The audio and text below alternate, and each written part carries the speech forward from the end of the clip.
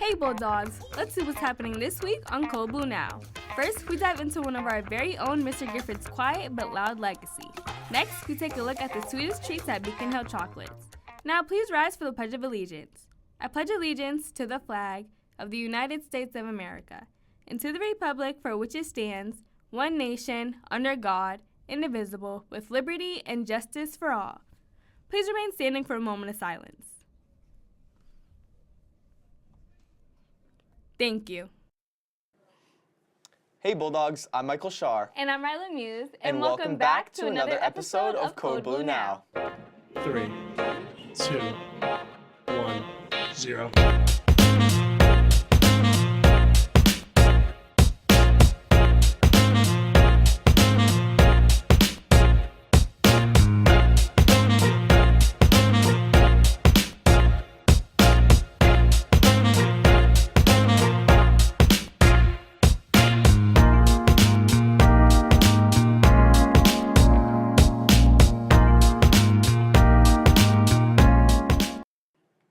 It's good to be back here for a nice and quick week. I guess, more like stressful with all my midterms. You're right, but it'll be pretty sweet once it's all said and done. We're already halfway through the year. True that. And if you want to get into the second half of the year with something sweet, make sure to see any junior about purchasing cupcakes. Sounds good, but I wouldn't be sure what to get with all the options. Well, I'm typically a vanilla type of guy, but on the contrary, I heard Nina took a look at a chocolate paradise in Boston. Here at Beacon Hill, there is a small chocolate shop where every cup and bite is a warm escape. This shop has been here since 2006 and is best known for its amazingly rich hot chocolate and heavenly chocolate bars. Step inside to see what makes Beacon Hill chocolates a true local treasure.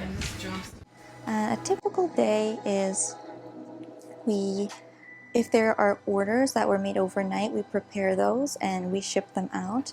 And if anyone comes into the store during the day, we help them pick out a chocolate.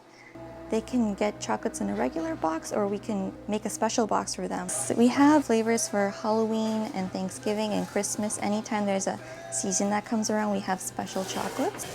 We use powder and we have a few flavors. We have peppermint, mocha, we even have spicy hot chocolate, and then we have regular. And we mix it with milk and sometimes we put a little marshmallow in it. I've been coming here for the last 6 years. This shop in particular, the chocolate is amazing. It's the best chocolate ever. It's just charming, all the beautiful little antique boxes and the whole setup. The staff is really nice and the chocolate is really delicious.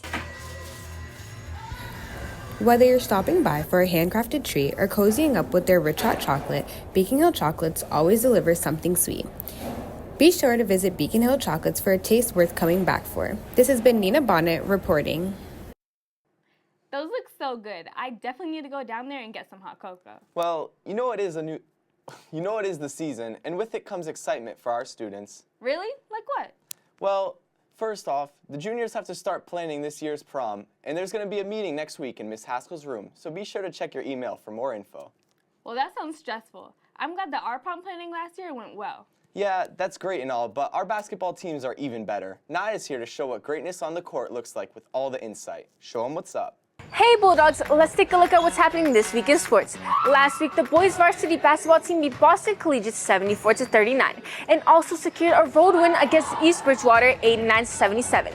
They extended their unbeaten streak to 6-0 and they play West Bridgewater tomorrow, followed by Avon on Friday. The girls varsity basketball team defeated Avon 49-17 and Westport 56-29 on Friday. This week they take on West Bridgewater at home. For any other updates on news, live, and sports, check in at Coblu HMHS on any platform. That's all for me. Back to you guys at the desk for the rest of the scores on last night's game. Additionally, the boys varsity basketball team beat Atlantis Charter 79-40. Wow, that means they're 7-0 now. What a start. No kidding, but it's beyond just the players to get the results, you know. Well, I mean, there's practices and plays to learn, but that's got to come from somewhere, right? Well, if you ask me, I'd point to one person in particular who makes the biggest impact. Allen or Otis? Actually, I'd say Coach Gifford, who's been calmly leading the Bulldogs to win after win. Well, yeah, you make a good point there. Let's get it rolling. I would describe Mr. Gifford as dedicated. One word to describe Mr. Gifford is inspiring. Would be hardworking. Would be reserved. Is Impervious. As multifaceted. As iconic. As a class act. Steadfast. Is reliable. Is caring. Is wise. Motivating. He's very smart. One word I would use to describe Mr. Gifford is intelligent. Number 7.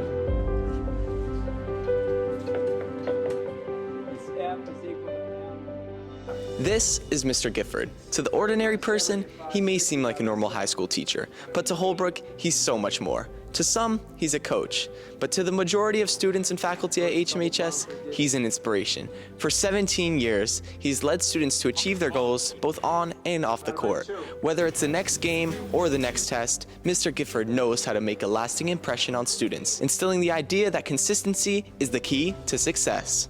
I just hope that every day when I walk in the classroom, I make a positive impact on my students, and when I coach, hopefully I make a positive impact on them. I try to be very, very, very consistent. I'm a big hall watcher. I watch the way people act in the halls. It's very important. I'm not out there being vocal or anything else like that. I'm a big observer. I know what he's taught me, and it's knowing my role. When you talk to Coach Giff, it's every time. Every time. That man, you would never know if the man's hurt, sad, mad, whatever. No, it's Coach Giff. Get to work. Let's do it. He pushed me to be better. He always was pushing me to be a better person in general, you know. So I don't just see him as a coach. I just see him as a leader figure in my life. Me and Gifford have like a really strong connection.